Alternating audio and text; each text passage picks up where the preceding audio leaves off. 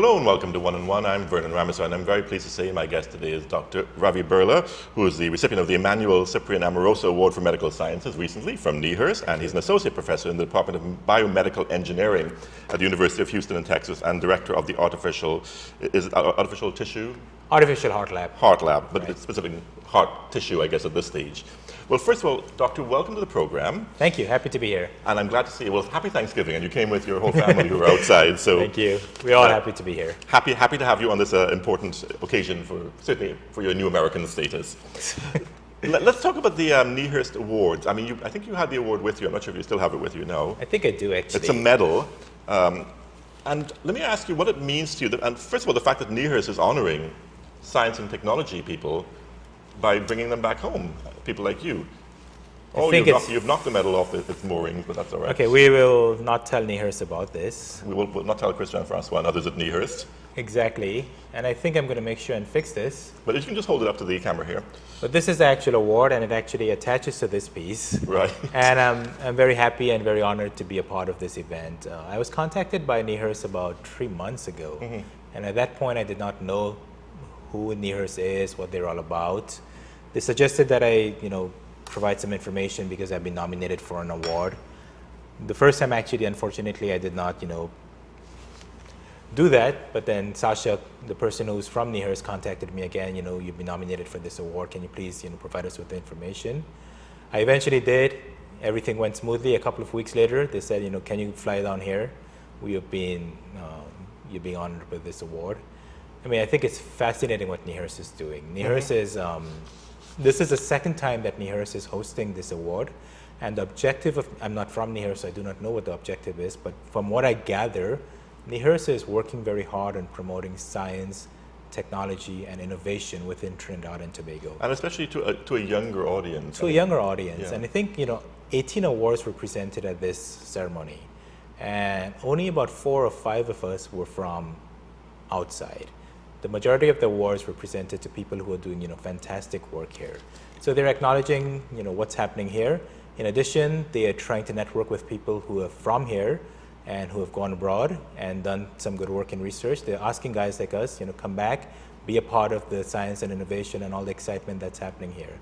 So I'm just flattered by, being honored by this award. I'm just so impressed with, what NEHRST is doing in terms of science and technology.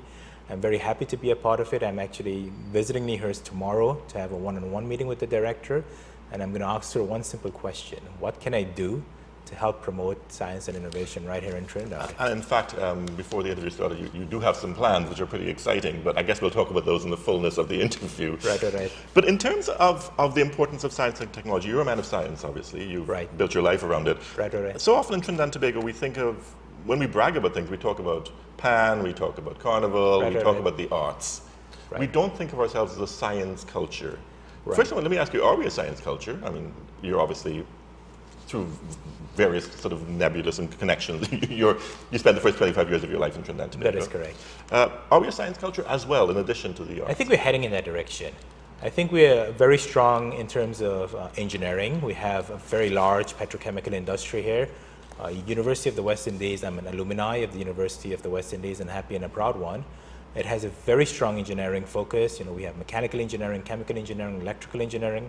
We have many faculty members who are from places like MIT, Stanford, Yale University, Michigan, and so forth. So we've done very well from that point of view. However, most of the focus has been more on teaching, undergraduate education. Mm-hmm. Our research labs are coming on board. We are investing money in it. We are building infrastructure around it. Organizations like NEHRST, even the University of the West Indies. When I visited the University of the West Indies yesterday, and the 2-story building that when I was a student, chemical engineering was a 2-story building. It's a much, much better 3-story building now. Is it better equipped, though, than when you were a student? That's difficult to say. Yeah. So what I'm saying is there's money being invested in the sort of infrastructure. There's money being invested in teaching. And when you talk to people, the faculty members, the leadership, there's a strong emphasis, there's a strong desire in wanting to do something and wanting to move in the direction of science and technology and innovation. It's not happening just yet, but people have started to talk about it. Agencies like NEHRST, and we still have a long way to go before we actually, promote that. But that, coupled with the desire of students who actually want to do something, is going to push this nation forward. I mean, we're going to move forward in science. No, I guess you're a good example. And I previously had Dr. Stefan Alexander, who's on the cutting edge of particle physics, which I think is fascinating that we have a Trinidadian who's on the cutting edge of particle physics. You're on the cutting edge of bioengineering. Correct. Traditionally, we've had to have nationals going abroad to further in graduate studies to really get to the point where they can make a name for themselves. Right. Ultimately, I guess the goal would be to have people being able to be in Trinidad and Tobago and finish graduate studies here. Absolutely, and in order to do that, that's exactly right. The traditional part that guys like, I've taken and other people have taken is we do a perhaps our undergraduate degree here. I got my undergraduate, bachelor's and master's in chemical engineering, and then I moved on to biomedical engineering. And the reason that I left Trinidad was because I wanted to pursue a doctoral degree in biomedical engineering from one of the top universities in the US. The research infrastructure that we have, I graduated from University of Michigan. The research infrastructure that we have at the University of Michigan is a bit better than what we have here. So people who want to do their higher education have a tendency of following that path. The question you ask is, can we do that here? And the answer to my question is absolutely.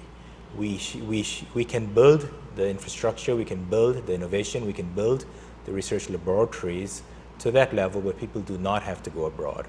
And there's a lot that needs to be done in order to do that, and it has to be done from national support. And organizations like NIHRTS and the University of the West Indies that already have the infrastructure in place, if the government backs these agencies with money, with money, I'm guys like me and others that I talk to, we are happy to come back and provide the technological innovation. We will set up the labs, we will train the technicians, we will bring all this information back. Therefore, students can have the PhD and the quality of their education right here, right at home. And one other thing that can very easily be done is you can have joint programs with the University of Houston. Where a graduate student who is getting their PhD from the University of the West Indies can spend the first 2 years taking their classes here, starting their research here, and after that they can come to my lab and spend a year, 2 years there, and I can train them on some technological new techniques in the lab. So this way the person who graduates is very well-versed, very diverse, has seen what happens in US research laboratories, has their links here, and it's going to bring everything to a different level. And it requires a substantial investment. I'm not going to lie about that. It's not cheap. And it takes time as well. It takes time University of Michigan has taken years to get to the point where they are now, for example. Exactly. And the research budgets for these organizations, it's in a different league altogether. And they have funding like we can only dream of. Well, the National Institute of Health is the largest government funding agency in the US, and their annual budget is $30 billion a year. 30 billion. 30 billion. And that's only one of the organizations. The National Science Foundation has a budget of $8 billion a year. And these are government organizations that promote. An organization like the University of Michigan, where I graduated from, their annual research budget, this is just one university, their annual budget recently crossed $1 billion a year. So meaning they spend more than $1 billion in research. On pure research. On pure research, which is done by faculty members in their research labs. The last number I checked was somewhere between 1.2 and 1.3 billion dollars in research per year that one university is doing, and we have 3,600 universities in the US. Well, perhaps our dreams here may be purely aspirational at that point, based on those numbers. But there's much to be said, though, for students such as yourself going abroad to graduate. It does expand your horizons, does it? It exposes you to different ways of thinking, rather than being caught into whatever a Trinidad and Tobago conventional way of academic thinking is. I think that's absolutely right. I got a very good education here. I did my undergraduate degree here. But the undergraduate degree is very much focused on sort of the fundamentals of engineering. I basically gained an understanding of, what does it take to design a distillation column or a heat exchanger? What are the equations? What are the formulas? What's in the textbook? We don't go beyond that. What's already sort of established, what's in the textbooks, what's the know-how, what's current technology, we learned that in the classrooms. When I left here, what I learned is what's happening at the forefront of research. What's the next generation going to do? What's going to happen in the next 20 years? What happens in the next 20 years starts somewhere. You put a man on the moon. Where does that start? When people around the world just see, okay, this has happened. But what happens, there's 20 years of research, innovation, leadership that happens before that. So when you live in I guess, we're at the point where we see stuff after it has happened. But when you go abroad, when you go to places like Michigan and you do the research, you're more focused on sort of deciding and determining what's going to happen in the next 10 years. The man in the moon analogy is kind of interesting because, I mean, that was a governmental, well, John F. Kennedy imperative to say we're going to put a man on the moon. Exactly. And then he turned in sort of Star Trek fashion to the universities and said, make it so. Make it happen. Yeah. And he was willing to provide the funding for it. And it did happen. Which comes back, as you mentioned there, to innovation. And I'm not sure if we have a culture of innovation in this country. I'm not sure what your experience was back in the day, but it's more about learn this, learn that, and then it'll get you somewhere. Exactly. It's not a culture of innovation at this point. True innovation happens when you're deciding what the future is going to hold, not somebody telling you what the future is going to hold. Every day when I go to work, I have to decide. My research is focused on bioartificial heart development. How am I going to make that happen? Nobody is going to tell me. Nobody knows how to do that. It has never happened before, and I want to be the first person to be able to implant a bioartificial heart in a patient. Now, what you're doing is really, really exciting. Thank you. I promised before we started, we should just give a little bit of your background before we get to that, which is that your parents were both Indian-born. Correct. But you were born in Trinidad and Tobago because your parents moved here, and you spent the first 25 years of your life in Trinidad and Tobago. That's correct. So my mom and dad are from India, and they moved here in 1970. My dad is a graduate also of the University of Illinois. He got his PhD from there and moved here to take up a faculty position with the University of the West Indies in 1970. And he retired from that position in 1999. So from 70 to 99, he spent 29 years as a professor of economics. He was on the business side of things. The kids were born here, myself, my sister. My older sister was born in India, but the two younger ones were born and raised here. So I'm as true a Trini as can be. And of course, you've got that academic background already ingrained in you through your father. I think that was part of it, actually. I mean, my dad had, he came from a poor family, and he worked very hard to earn a PhD from one of the most respected organizations in the world at that time. And I was inspired to do the same thing. So I really wanted to get a PhD from a world-renowned academic institution, and the inspiration came from him. If he came from such a poor family and he was able to do it, I should be able to do it. I'm a bit better off than he was. Well, I have a lot of academics in my family, and my experience has been, not in my immediate family, but certainly in my larger family, that the kids are exposed to an environment of constant question asking and examining, and it creates a different way of thinking that almost automatically leads, because of your upbringing, into academia itself. I think it's a matter of, you're around it, you see it a lot more. I spend a lot of time, even in my high school days, just going to my dad's conference room and doing my homework there, or putting in all-nighters in his conference room. So, you're surrounded by academic environments, you see college professors, everybody who visits you is a college professor. And you're just sort of constantly around this academic environment. So that's part of it. That's by design. That's nature. Mm-hmm. If your family is academic, the people that you interact with are going to be academic. That's what you see. That's one part of it. And the second part of it is definitely, so you're certainly encouraged to focus on academics. You certainly thought the value of academics. It sort of trains you. You're sort of trained in that mindset from the very beginning, that higher education is important. It refines a person, it defines a person, it sets you apart, it helps you think philosophically. So all of these things are engraved in your mind from a very early. It's sort of in your psychic, whether you like it or not, and whether you want to be a college professor or get a PhD or not, I think it's going to happen. Now you switched, as you said, from chemical engineering, and specifically petrochemical engineering, I guess, into biomedical engineering. At which point did you decide, this petroleum thing isn't working for me? Right. So I have a bachelor's and master's in chemical engineering, and then I have a PhD in biomedical engineering. So I made a complete 180-degree switch. And during the course of my chemical engineering education, somewhere in the second or third year, as a part of a project, we were asked to design a petroleum refinery. What exactly is a petroleum refinery going to look like? We went through the entire process, starting with drilling, refining, distillation, heat exchangers. We had to put together these big flow charts. What comes out at what point? What goes in? Input, output, everything. At that point, the only thing I can remember is, boy, this is messy. This is oily. This is not what I want to do with my life. It's just, I guess their perspective was different. They were hoping to inspire the young chemical engineers to go into the petroleum chemical engineering field in Trinidad. It's big here.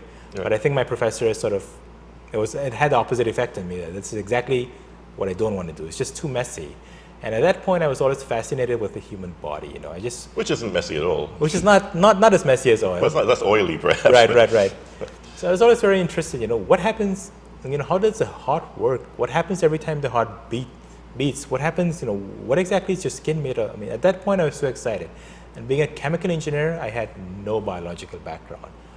The first time when I actually picked up a biological book of some sort, I studied the glycolysis pathway, where every single molecule was mapped out to such a degree of precision, and I was fascinated with that.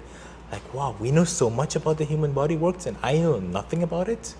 So that's where it all started. Then, I took every single class that was offered in the chemical engineering department. We had a lot of electives. So we had a couple of electives that were focused on the bio part of it.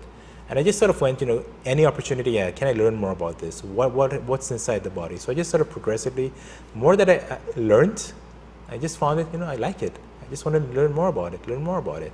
And then eventually I said, okay, this is what I have to do. This is what I need to do my PhD in. It wasn't like you were jumping into a completely strange new world, because everything has basics in physics. Right. And of course, the chemistry of the human body is in itself still chemistry, regardless of how you look at it. But the actual field you're working in now, we have about 10 minutes left, and I want to get to it. Yeah. In the sort of précis I was sent, you're working in 3D cardiovascular tissue construction. Correct. Which would make everybody scratch their heads who isn't actually in your field. Okay. You're really working in stem cells and in creating heart tissue. Exactly. So From nothing. From nothing. Well, from something. From stem cells, yeah. From stem cells. Let me provide you with the simplest. First, let me tell you what the field is. The various words that have been used for is tissue engineering, regenerative medicine, reparative medicine, or stem cell engineering. For the sake of argument, let's all consider that to be one. I work in that field. I want to define this very simply for you. Let's call it tissue engineering for the rest of this argument, for the rest of this conversation. What exactly is tissue engineering? I'll provide you with the simplest definition that's out there. Tissue engineering equals artificial organ development. So how, and apply to what I do, I'm focused on the heart. So how can I bioengineer, how can I fabricate, or how can I build a complete bioartificial heart in the lab that someday will be used in patients with chronic heart failure? So tissue engineering equals artificial organ development. It's as simple as that.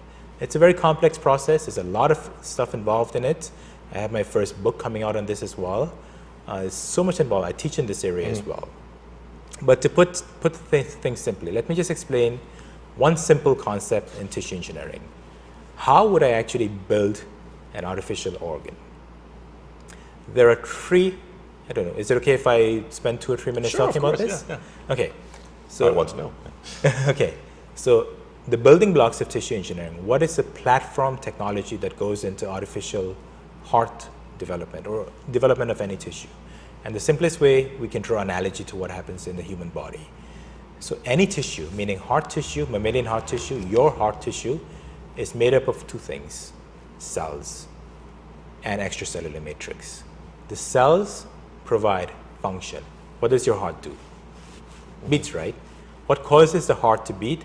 Cells known as cardiac myocytes. The cardiac myocytes contract and they cause the pumping activity of the heart. So the cardiac myocytes are known as the functional cells within the heart.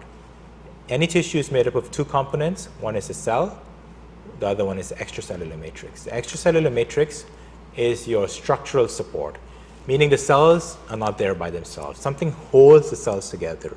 The glue that holds the cells together to form tissue is known as the ECM or extracellular matrix. And cells plus ECM, that gives the heart its shape, structure, and form. So you have the ECM and you have the cells. That's 2 things. And also function, because the function is dictated by the form Correct. of the organ, right? Correct. So you have the cells. The cells, we use cells. And we can talk more about this if time permits. Stem cell engineering is a big thing. ECM, we have to make our own ECM, and we make that in an area known as biomaterial synthesis. So we make materials which are designed to replicate the properties of mammalian ECM in vitro. That's a whole discussion by itself. And so I'm talking about the building blocks. We've spoken about cells. We've spoken about biomaterials. The third most important ingredient which goes into bioartificial heart fabrication are the bioreactors. What is a bioreactor? So your heart is pumping, meaning it's contracting, it has mechanical stresses in it. What causes the contraction? Electrical activity. Where does that electrical activity come from? A depolarization wave. What is a depolarization wave? Change in electrical activity in the heart, meaning a change in ion concentration. So that's electrical. So you have electrical, you have mechanical, you have perfusion, you have fluid flow, you have changes in the chemical environment. So your heart is very dynamic. It's electromechanical, chemical, there's a lot of stuff happening in there. So bioreactors are designed to replicate what happens in the heart, what happens in vivo, in the lab, in vitro. So cells, biomaterials, and bioreactors are the platform technologies which go into fabrication of a complete bioartificial heart. So this is very early on in your research, right. But you've already reached the point where you have created artificial heart tissue.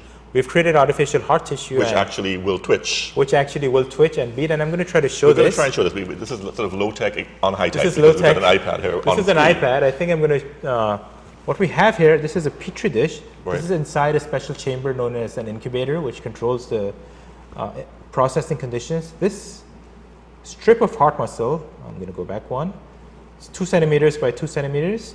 And if I play this, it's actually showing here. If we just listen for a little bit there, yeah, it's very subtle, but you can see it's actually twitching. So it's doing what a heart tissue is supposed to do. It's beating, and that's what it's supposed to do. But I guess the trick now for you and your team is to get from that point to a full heart. Full heart, correct. A full organ. I guess anybody in your field will be looking to create the full organ. Full organ, and we already have models of complete bioartificial hearts in the lab. I don't have anything on the iPad with that me. Must be almost a quantum leap to get from the tissue creation to the actual form. It's not a quantum leap. It isn't? Okay. It's not. This, for example, we developed the first model of an artificial, and I actually have that. I may be able to pull something up during the course of this conversation, but the first model... Time is against us, but yeah. Time is against us, so we'll do that some other time. But the first model of artificial heart muscle that I developed in the lab was 10 years ago. 10 years ago? 10 years ago. And 10 years later, I've completely developed an animal-based model of a bioartificial heart. I guess we don't have time, so I will not be able to explain how it works and how I've done that. But I have a complete model of a bioartificial heart, which is contracting just the way a heart does. It's not at a point where I can test it out in patients as yet. It's in a small animal testing, early development, validation phase. So you have put it in a small animal? Yes, we've tested it in small animals. We have not tested it in small animals. We've been using parts of a small animal to build the artificial heart. So, and I guess for anybody who's wondering why you would want to do that, to me the answer is obvious. It's that for a transplant person, a person who needs a transplant, there is no chance of rejection because it's made from their own stem cells. Right. That's exactly right. Why exactly do we want to build organs or tissues in the lab? And the holy grail of tissue engineering is our ability to bioengineer a complete bioartificial heart. Why do we want to do that? Because this is designed to serve the needs of chronic patients who have chronic heart failure, and the best treatment option is a heart transplant. The number of donor organs is always much, much less than the number of patients who need the organ. And, it's very tragic that many, many patients lose their lives on the waiting list, and this is just such a major problem in the U.S. and around the world. So instead of having a patient wait on the wait list, if I can fabricate an entire heart, or even parts of the heart which can help that patient, I believe I can save many, many lives. I suppose one of the difficulties, we have about 3 minutes left, and it's probably not fair to spring this on you, but we mentioned before the interview though, sometimes you have, in this particular field, politics interfering with academic research and development and progress. Right. Because certainly under the Bush administration, the last Bush, George W., there was a stop to stem cell research, which a lot of people complained about. Eventually it was reversed under Clinton, I believe. Because people had, for some reason, ethical questions about it. Although basically you're just working with the materials that nature also works with. Yeah, and ethical issues always come into play because we are actually creating parts of the body in the lab. And the biggest controversial topic you pointed out was the stem cell. And this was such a big problem that some of the prominent scientists during the Bush era left the US because of that. Many of my colleagues moved to the UK and other parts of the world where the policies were more accommodating. And because of that, many people believe, this is a matter of opinion and it's subjective, many people feel that stem cell technology has caught up in other places like the UK, and the US may have been a bit left behind. Was it because of the fact that a lot of the stem cells were harvested from embryos? Was that the That's exactly right. Problem? So human embryonic stem cell is based on embryonic stem cells. Right. So basically what happens is, the ethical concern is that in order to obtain those cells, destruction of an embryo is required. When an embryo is destroyed, that embryo can no longer give rise to a child. So that's the problem, that's where the problem comes. But in reality, that problem is not related to the science of it, because embryos that are used for the harvesting of the human embryonic stem cells are obtained from in vitro fertilization clinics. In vitro fertilization clinics discard hundreds of unused embryos. So it was just a matter of saying, listen, you're in, but in fact, these were embryos that were going to be discarded anyhow. That's correct. Through, I guess they weren't going to take or whatever they were the going to be was. Right. discarded anyhow. And if they were discarded by the in vitro fertilization clinics, the people who have ethical concerns were okay with that. They were going to be discarded and gone to waste. However, if we take it and we use those cells for research, that's a different case.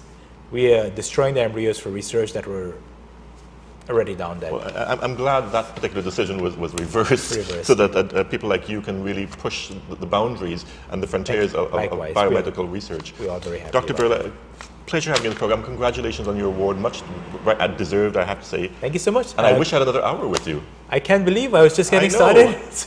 Maybe next time you're back, we can spend 2 hours talking. We will do that. We'll have I would look forward to it. Thank you so much. Okay. You've been watching One on One. Join us again tomorrow for another edition.